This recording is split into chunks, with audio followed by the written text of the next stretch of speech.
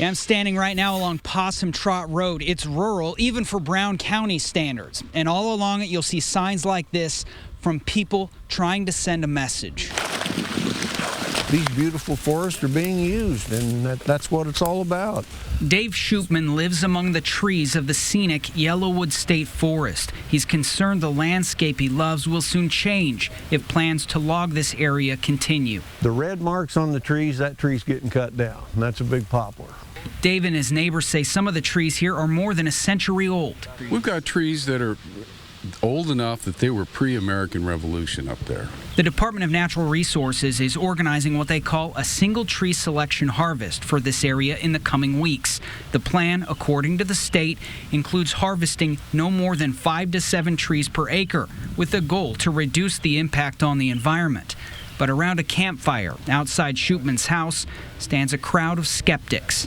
They're part of an encampment of folks who say they're not opposed to logging in general, just logging in this backcountry. We want people to call the governor.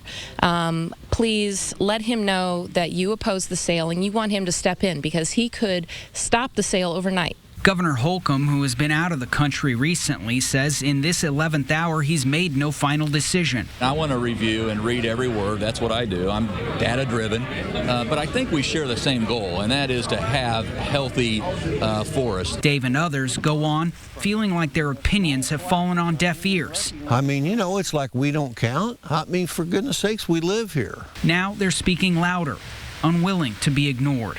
Chance Walser, RTV6. And the sale of the Yellowwood trees is scheduled for Thursday morning at the State Forest headquarters in Brown County. This opposition group expects dozens to gather there for a peaceful protest.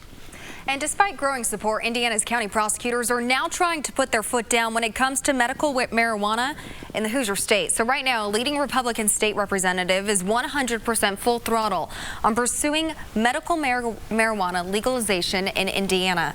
But this week, the Association of Indiana Prosecuting Attorneys sent a letter to Governor Holcomb's drug czar saying those who argue that pot can be used as medicine are relying on, quote, half-truths and anecdotal evidence.